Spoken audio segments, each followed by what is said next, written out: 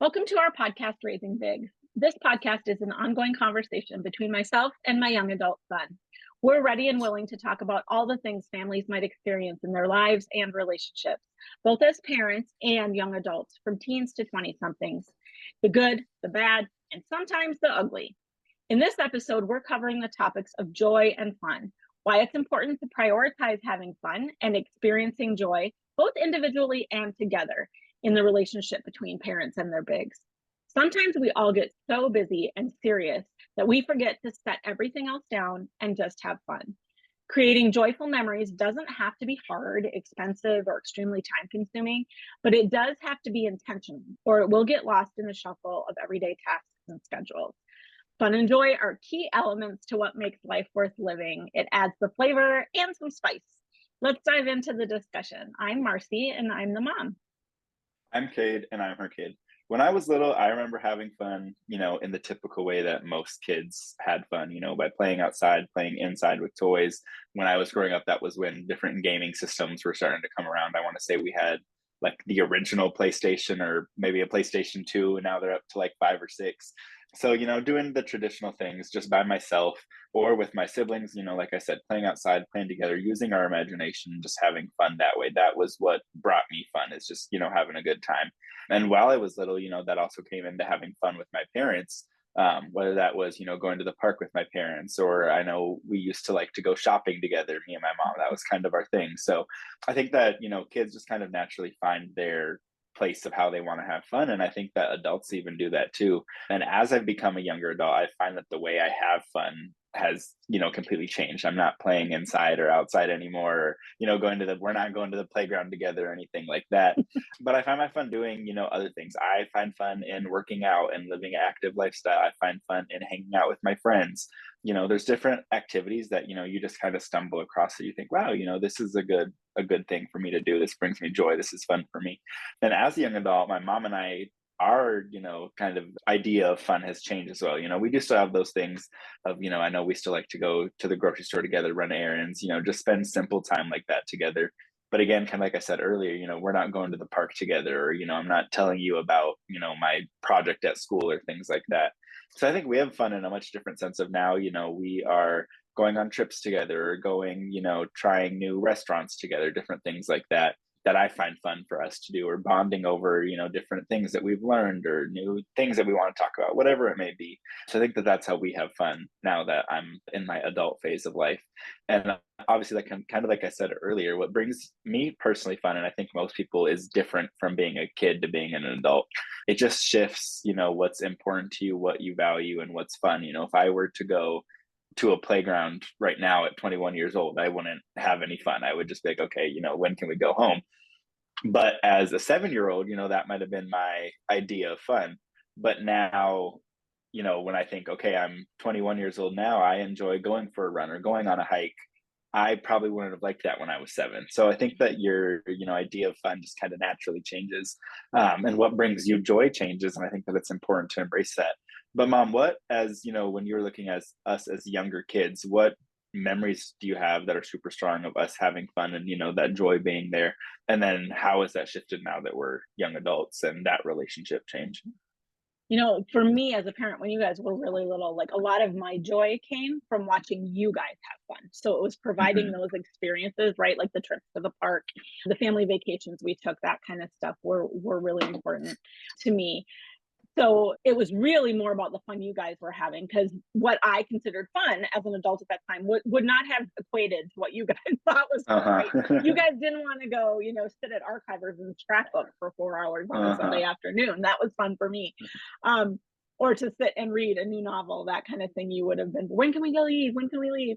Uh-huh. Specifically, like for you, I remember like one of the biggest things we did was Planners and Panera was kind of our Hmm. thing. And every year at the beginning of the year, Cade and I would go buy a new planner. And I mean, this started when he was probably 5 or 6 years old, like barely knew how to write the words in his planner, but he's always been extremely organized. He's my child. So has been super organized. And so we would get our new planners together and we would go to Panera and we would sit and, put in all the birth dates and all the things coming up. And he would get his favorite mac and cheese. And that was both in a bread bowl. It had to be mac and cheese in a Uh-huh. bread bowl. And all the carbs. And for both of us, that was something that brought us joy, right? And then Mhm. every day when I used my planner all year long, like that memory would pop into my head. I don't know if it was Mhm. the same for you on your end with Yeah. your planner No, on for the sure. daily, but it was something we always did, and we still have conversations about, oh, how do I use this online calendar, and how do I make that work with my need to still have my paper calendar, Mhm. and what does that look like? We still have those conversations even now that kid is 21, so they've been going on for decades. So that was an example with you in particular, and then Mhm. watching you now as young adults, and you're each finding your own way to have joy and fun individually. Like, your brother living out in Washington, and he loves to go on huge hikes up the mountain with his dogs, and he'll go like 6 miles in and come 6 miles out. And I'm just Mhm. astounded because I'm like, he was not the child I would have picked as a kid to be Uh-huh. taking those kind of adventurous hikes where, like, I had to buy him bear spray for Christmas. Like, that was not something I thought I was going to do, but he loves it. And when I look at the way I spend time with your sister, like time together for her and I, it's we do pool days at her pool in the summer where we go Mhm. and that's something we both enjoy and relax doing. And so I think it is different for every person, right? What Mhm. they do and enjoy. And I can appreciate, it can bring me joy watching you have fun, but it can also bring me joy when we are having fun together. Mhm. For sure. So, Yeah, I think but it does. Oh, go ahead, honey. I was just gonna say, I like that you said, when we were kids, it was, kind of you got joy from us, being happy. But then how you talked about how when we were adults that you get joy from, one, watching us kind of venture out and do our own things, but two, being Mhm. able to spend that time with us as well. Yeah, and you just have to be really intentional about fun, whether it's fun for yourself or having fun together, right? Like it Mhm. it would be so easy, especially like in the times where you were, for instance, going to school full time and working full time, and we were in the middle of COVID, and like watching you decide that like your dogs were your new BFF, and Mhm. like taking them on and working with training them more and walking them every day, like that was something. There was very little in your life at that point in time other than getting to live with Mhm. your lovely mother that could bring you joy, right? But Uh-huh. you chose to do that, and that was a very intentional choice on your part, right? So, and I think, planning to do things together, like it's not easy for me to find time that works with you, or you and I even struggle. We have to sit down once a month to find time to record these podcasts when Mhm. our schedules are in alignment. And, when it's comes time to go visit your brother, like we have to work to find those pockets of time so that he can get time off, and we can find Mhm. airfare that's not exorbitantly expensive. And when it's with your sister, like I know that it's got to be a Saturday or a Sunday. And so scheduling that far out so that we Mhm. have a chunk of time to do things together. So that intentionality, do you feel that too, Cade, when you're looking at making sure you're having some joyful moments in your Mhm. life, or when you're spending time with me or siblings? For sure. I think like kind of like you said, whether it's with yourself or with others, it's very easy to get lost in just, the speed of life. And, people are working and have kids or in relationships or in school or, have different are caretakers. There's so many different responsibilities that people have.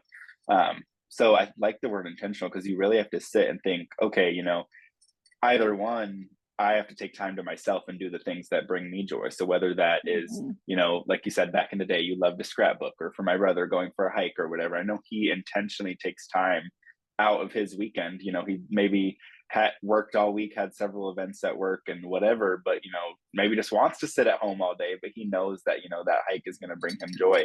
So he's very intentional about that. And I think, when you're in whether you're looking at with siblings or with parents or your kids, you'll also have to be intentional about that because it's so easy to just get lost in the cycle of life.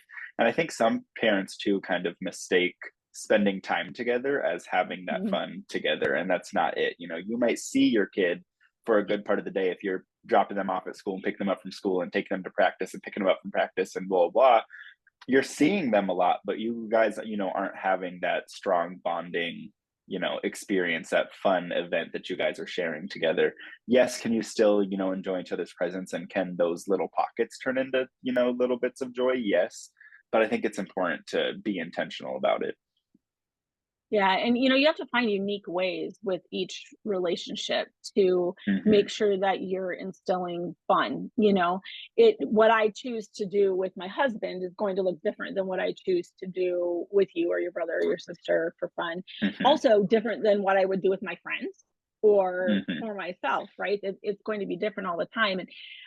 But I think you can structure it in such a way, like, I have always done one-on-one dates with you guys pretty much your whole lives. Like, somewhere I heard that idea when Kinsey was born, and it had been just Sawyer, right? And he was only 2.5, but I, like, made sure that there were times that, like, only Sawyer went to Target with me, and Hmm. baby Kinsey stayed home with dad, right? And as you guys got older, like, I just kept up that intentionality of being able to very frequently spend time one on one with you guys, and Hmm. not necessarily, when you were a baby, you didn't know whether you were running an errand to Target. You just knew you had mom's attention to yourself, right? Hmm. When you got older, like, you would not have thought that that was a fun date. Like, we worked together to figure Hmm. out what the mom and son date was going to look like, right? Uh-huh. And then we did trips at 10, or just mom and each child went on a trip that they were elemental in planning. They were very different trips. And, as you guys have gotten older, like, we spend our time in different ways. Like, all three of us spend time differently. And even going out to see Sawyer, like, my husband goes with me one time during the year, and I go alone the second time. Hmm. And it's not because we don't love and want Tim there. It's just that Sawyer needs that time with me. And because Hmm. he lives away, I can't do a one-off date. Hey, let's go grab some lunch and go to a movie. Or I can't, even like your sister and I yesterday. Last week was kind of a crazy week. It was just Hmm. really really crazy around our house. And Kinsey and I had scheduled a pool day. We got rained out, so we decided we were going to take care of our cell phone issue. We ran into barriers and boundaries everywhere. We had the worst experience we've ever had at the cell phone store. We're not going to call anybody out right now, even though I could, but I'm going to take the high road. I'm not quite over it yet, but we turned it into fun because we shared that experience, right? We were able to roll our eyes at each other when no one else was looking.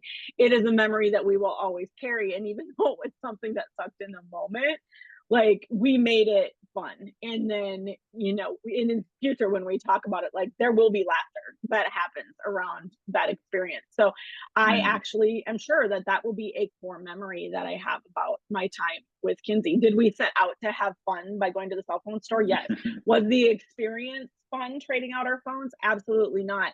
But we still made it fun because we were together. So that Hmm. worked with her and I and our relationship. But that has to do with your sister's personality. If that same thing would have happened with you or Sawyer, I don't know that the outcome would have been the same, Hmm. you Yeah, know? I think, So, yeah, it's just unique with each relationship, and that bond you have, and the personalities of everyone, different things like that.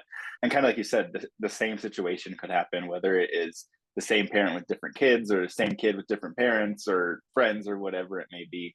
I think that it just shows that there's so many different outcomes it could be. And I think that that kind of plays into having to respect each other's differences, whether that is you saying, okay, I really like when me and Cade do this, but if me and Sawyer do it, then it's not going to be as good. So one, in that way, but then two, also in the sense of, if I like doing something that you don't like doing, or vice versa, being able to respect that, and either just say, okay, I enjoy this, you don't. Let's not try to bond over that. Sometimes I think that that is a very valid reason. You don't, whether it's a kid or a parent or siblings, whatever, you don't have to have 100% everything in common. That's unrealistic, and it's not going to happen. mhm.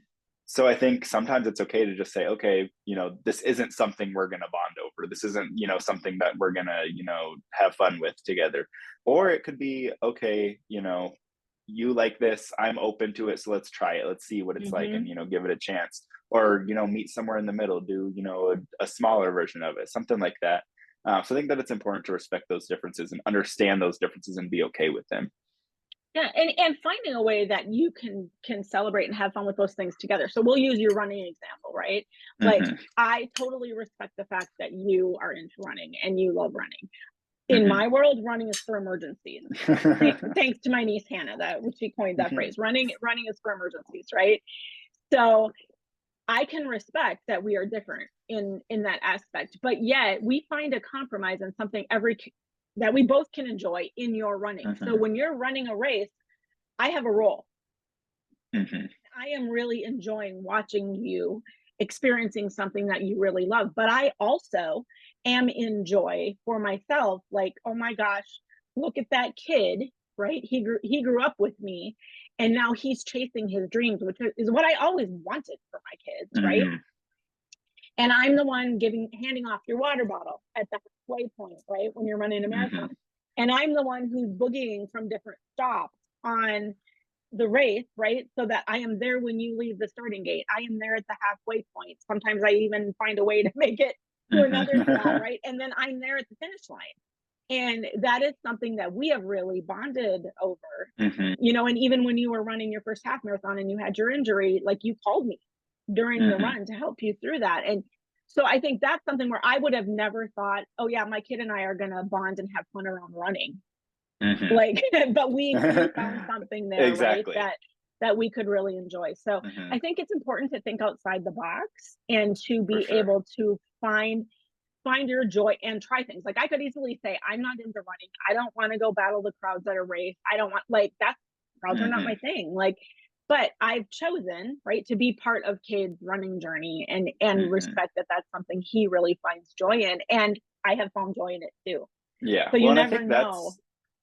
I think that's like kind of in finding that middle ground is, finding your role in that, of, saying, okay, I love, my son, and I see that he's passionate about this. So what can I do? It's not that we're going for a run together. I think that that's what a lot of people think is, oh, my son likes running, so we need to go on a run together or else it's not going to work. And that's not the case. Obviously, like the races you talked about, but also, even just when I do come home from a run during training and you're asking about it and asking how I felt and all that stuff, it's still finding that joy. It's still finding that common interest, but just at a different level and in a different way. So I think that's something, kind of like you said earlier, about thinking outside of the box, that can really make a difference. I think the trying of new things together too, stuff that maybe one of you hasn't done or neither of you have done, so whether that's going to a painting night at a, wine and paint place, or whether that, whatever that might be, right? So like, I've never, or was never until a few years back, much of a coffee drinker. And, Kinsey makes beautiful iced coffees in her kitchen, right? And she was the first one of us to get an espresso machine. And so, like, we have kind of bonded over coffee. I don't know a lot about coffee. And so I don't always have to be the expert, right, in the area of fun. And you can talk a little bit about this, Cade, when I'm done with this little story here, but like what it's like for you to be the expert in something and be introducing your parent to it. So, when I was with Kinsey yesterday and we did stop and get a coffee, and there was, conversation about which coffee shop we should go to because different ones have different things. And I learned stuff and it really enjoyed that. And I think she enjoyed teaching me that. And then we talked about, how she makes her daily coffee at home. And so now I have new ideas to try. And now I'm thinking, should I have bought an espresso machine instead of a Keurig? Or when Cade takes his, creamy machine off my counter when he moves out, like, is that a spot then for an espresso machine? And I'm keeping the Keurig, what does that look like? But I think to be trying new things, both alone and together, right? I've gone to some sound bath yoga this year. I've tried somatic yoga. Like, I've done some different things on my own or with friends, but then I can come back and talk to you guys about it. And sometimes people are like, oh, that sounds interesting. Can I go with you next time? Like, you never know where that's going to go. So share those new things with your kids. But how does it feel, Kate, from your side when, like, we try something that you've discovered or that you like, and I might not be the expert in? For sure. I think I feel like we talked about something similar like this on a previous episode. I don't remember which one, but it's kind of that weird adjustment because your whole life you go from your parents kind of teaching you and showing you the way of, like, whether it's asking you for for homework advice, or them teaching you how to drive, or different things like that. You kind of spend the first, let's say, 16 to 20 years of your life pretty much just learning from your parents. There's little things here and there that kids teach their parents along the way, but for the most part they're really the ones introducing you to things and guiding you through life. So there is kind of that at least from my perspective, kind of that adjustment period and that weird feeling of like, oh, I know more than my mom about something, and it's not, it's just those specific things of, different things that I've picked up on. So there is kind of a weird adjustment, I would say, at least for me, where it comes to like, okay, I want to like introduce her to this, or, I think she would like this, or, different things like that. And it's been cool too to see how sometimes if I bring something to you and kind of start that interest, then it like spirals an interest for you. And then we can bond over it like deeper. I know one thing recently has just been like nutrition and all that stuff. When you've really been looking into what you're eating and how you're eating it. And, that's something that I, for the past almost 3 years now, have been focused on. And so, those first 2 years, the little conversations might have just been you asking, Mhm. oh, why are you choosing to eat this over that, or blah, blah, blah. And then I think eventually it kind of morphed into, now that you're into it, we get to have those more like in-depth conversations Mhm. of, not only am now I sharing my knowledge with you, but then you're sharing your knowledge with me. So I think that that is the beauty of, kind of like you said, trying new things and being open to it, whether it's together or Mhm. alone, because you just never know where your interests are going to lie. If you would have told me 5 years ago that you and I would be having conversation about like what healthy food we're going to buy at the grocery store this week, I wouldn't have believed you. So I think that that is something beautiful, is, just because you don't have something in common right now doesn't mean that that can't spark Mhm. a new interest for either one of you or for both of you. Yeah, and a good example there, because like it doesn't have to be anything complicated. Like it can be the simple things. It can be Hmm. us being in the kitchen at the same time, or you're doing your meal prep for the week while I'm writing out my grocery list for the next week, Hmm. and we're just chatting and learning, and like me being proud of you for the choices you're making, and I would hope you being proud of me for the Hmm. choices that I'm making. But back in the day when like every week I had to buy you dino chicken nuggets and tater tots, and that was the extent of what you were eating, like, and I couldn't have got you to eat a vegetable to save my soul unless it was corn on the Uh-huh. cob. And so I love that we've been able to do that. And or like you're taking the dogs on a walk on your lunch break and you're like, hey, do you Hmm. want to come? Like some Yeah. of those tiny things, right? That you wouldn't think would actually be fun. I think sometimes we need to reframe fun. I think everybody thinks, oh, fun has to be some big exotic thing that takes a lot of time or a lot of money. And that just Hmm. doesn't have to be the case. And I think if you'd ask any of my three kids what they remember from being young, the things they're going to mention probably are not the big, huge things. Hmm. It might be that they had a sleepover with their dad every single Friday night downstairs and they'd watch movies, but before that, they got to go get a pizza at Papa Murphy's and pick out the movies at Blockbuster back in the day. Hmm. And I know, Kate, I don't know about the others, but you always got a gumball. Like that Yep. was Uh-huh. part of the deal. But those are the types of things they remember. The cookie parties that we had with grandma. It doesn't have to be huge things. It can be Hmm. simple things. It's really just the gift of time. And it goes back to that intentionality, right? As your kids get older and their schedules get just as busy as the schedules you've always had as the Hmm. parent, right? It is that gift of time, and making sure that they know how important your kids know how important it is to you, that there is still room for them on your schedule, and that you would love for them to make room in their schedule so that you can still continue to have fun. And Hmm. that might look like a FaceTime call every Wednesday at 3 o'clock from across the country. Like you never know what that might Hmm. be. But thoughts on time, Cade, and For how to sure. manage that? Yeah, I think like kind of like you said, it goes back to being intentional. And I truly believe that, you can make time for anything. Obviously that does, everybody has the same 24 hours in a day. So that, Mhm. does kind of have a limit at some point in time.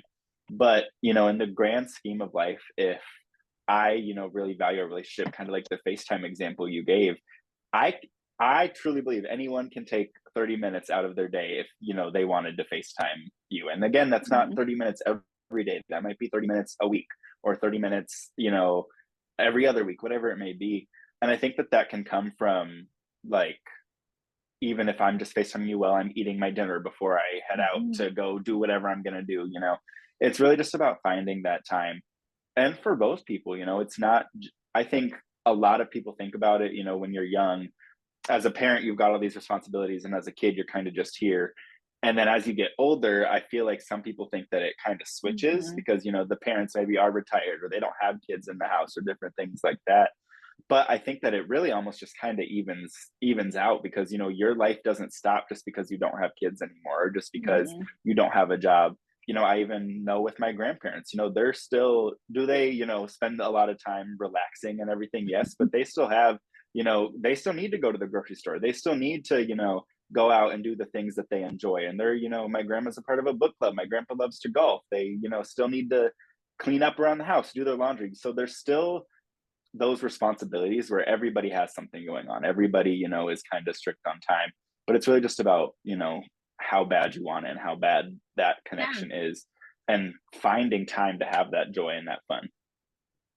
Yeah, and it's all about prioritizing, right? Like you said, we all have Hmm. the same 24 hours. And, you know, I choose twice a year to go out and see Sawyer. And so that means that, a bulk of my time away from life as it stands on an everyday basis, here in the Hmm. center of Kansas, like is spent there. Are there other places I could go visit? Absolutely, but those are Hmm. not my priority.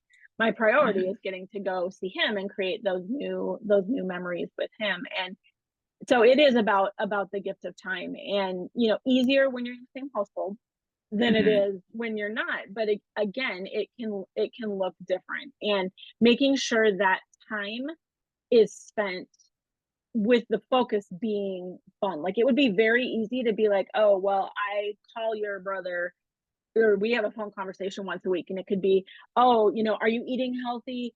Are you making sure you're paying all your bills on time? Are you, Claire's got all this down, Hmm. he's 25, but we're talking to a little bit younger 20 something crowd. Are you drinking enough water?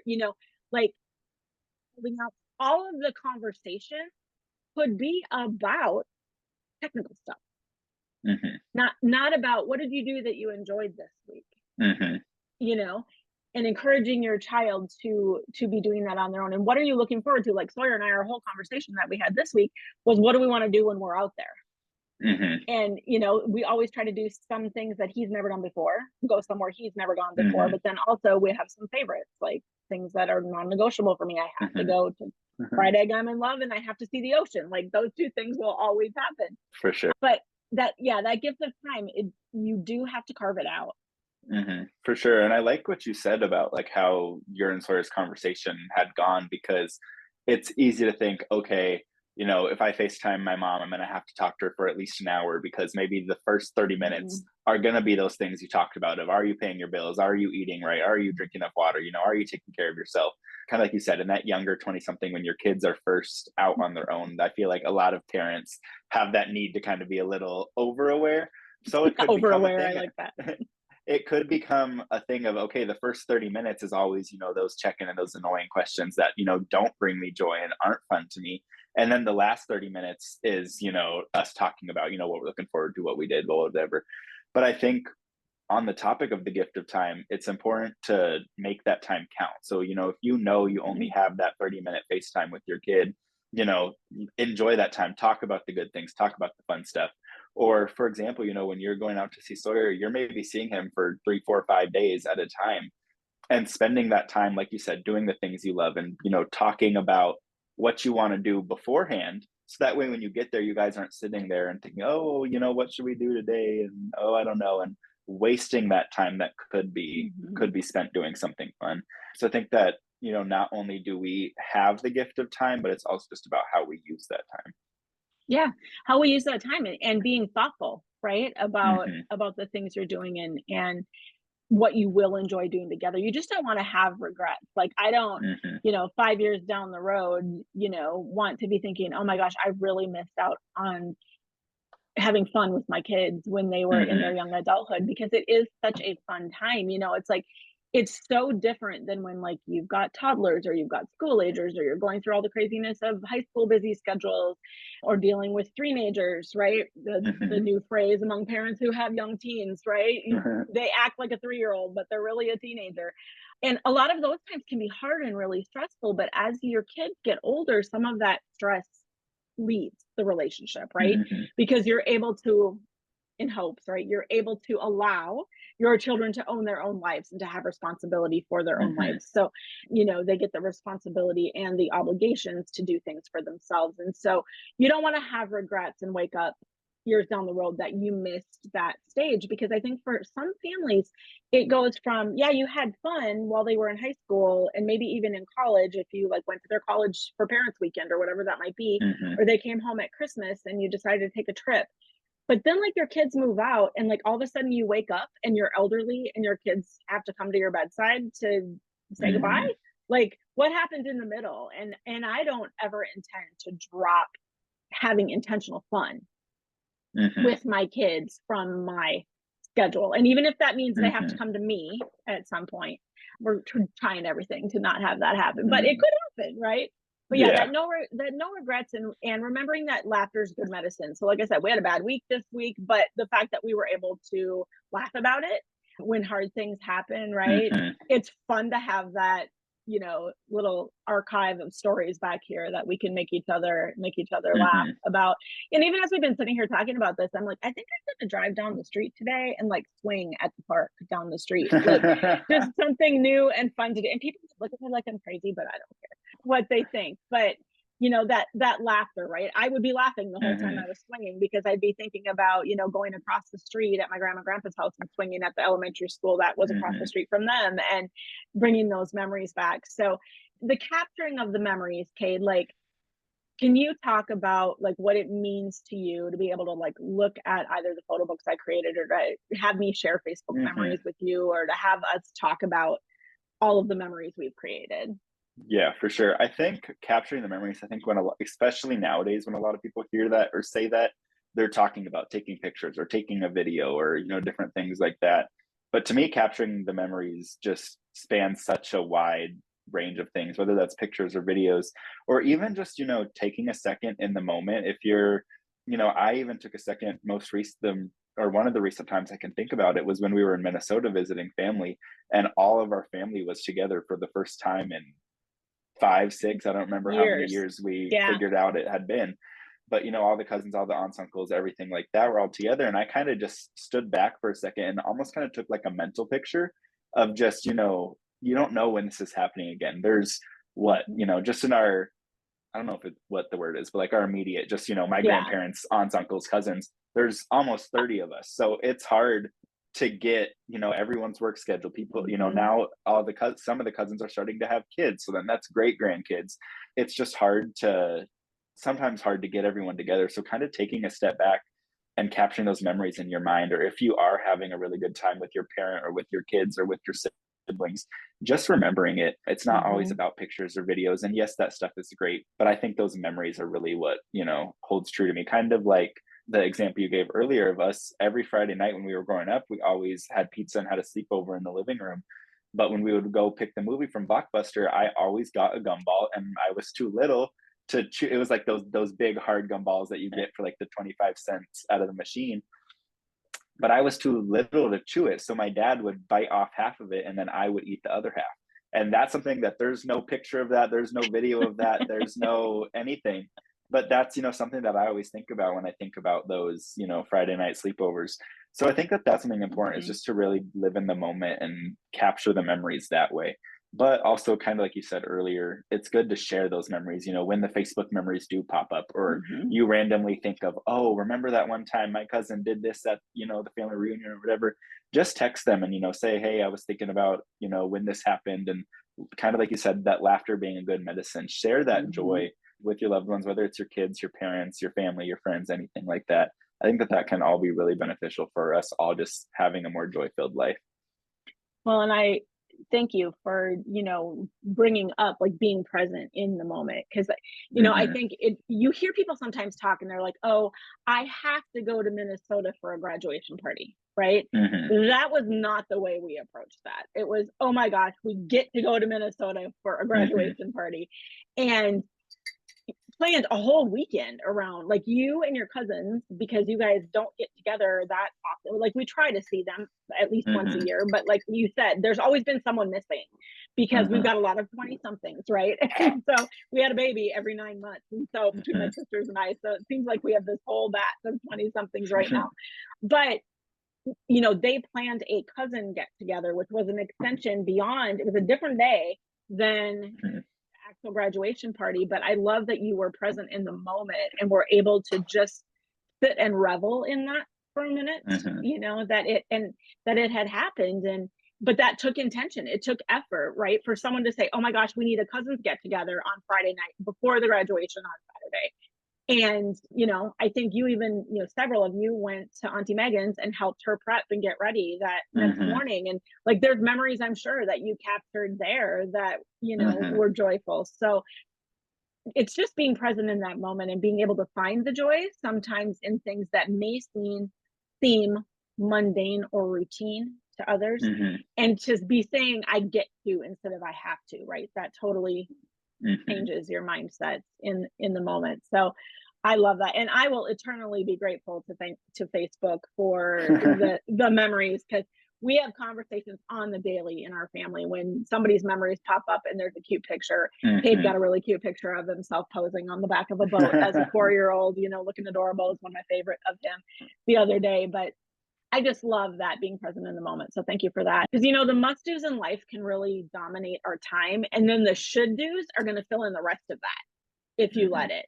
But you only have this one precious life, and tomorrow is definitely not guaranteed. So don't wait to put fun and joy at the top of your priority list, both for yourself and then for you with members of your family or your family as a whole.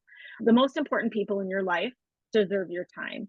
So time in which you can just kind of, like we said, revel in that joy of the moment and create memories that you can cherish forever. So allow it to be easy, from those tiny stolen moments when you're in the kitchen together, right? To things that are planned way down the road, just in order to make sure that they happen, to get everybody's schedules in Hmm. alignment. Don't let overthinking from stopping you. Don't let it stop you from actually living a life full of laughter and smiles and happy hearts. So, Kate, anything you'd like to add about fun and joy? For sure. Kind of like you said at the end of, that is just that it's really important to live a life full of that laughter, smile, happy hearts, joy. At the end of the day, we only have one life here, as corny as it sounds. And whether we're on the planet for 10 years or 40 years or 80 years or 100 years or however long you're here, we don't know. And so I think that it's easy to get caught up in the stress of life. And even it's easy to think, sometimes I catch myself thinking, oh, I'm only 21. I've got, however many years to live my life and to have fun and do what I want to do. But, knock on wood, that might not be the case. And so I think that it's important to have that joy, have that fun now, and find it in the small moments of life. And I think that can be beneficial for sure. Yeah, to be able to say it was a life well lived, no matter Hmm. when it ends, right? Like, and it's going to be those joyful and happy and fun moments. So Exactly. I don't think grab them all you can. exactly. I don't think anyone towards the end of their life is thinking about, the sad moments or, the times they were just feeling it's always about the joy and the fun. But with that being said, I think this is a wrap for this episode of Raising Bigs. Thank you all for listening today. We appreciate you taking a moment to listen to this episode. We hope you found some takeaways, a fresh perspective, and maybe even an action step or two in this episode. Above it all, we hope it opens an opportunity for conversation between bigs and their parents to talk about joy, fun, and any other topics that it would be beneficial to talk about. We are definitely not experts, but we can authentically share what we're learning in hopes of making the path a little bit easier for all of those who are listening. You guys can find this podcast on Spotify, Apple Podcasts, and on YouTube. Please subscribe and share with anyone who is in your circle who you think might benefit from hearing this episode, previous episodes, or you think would just enjoy the podcast. A new episode of Raising Bigs comes out every week. Again, that is on Spotify, Apple Podcasts, and YouTube. So please subscribe, and you can also visit my life coach website at marcyhawkinson.com or email me at lifecoachmarcy@gmail.com. I'm also on Facebook at Life Coach Marcy and Instagram at life_coach_Marcy. Cade, where can our listeners find you? My handle across all social media platforms is at the Cade Berrigan. The best way to contact us, whether you want to give us feedback, ask questions, or just comment on an episode, is to DM either one of us on social media or to reach out on the contact me page on my mom's website. Again, that is marcyhawkinson.com. We appreciate any feedback, topic ideas, or questions you may have, and we will see you next time on the next episode of Raising Bigs.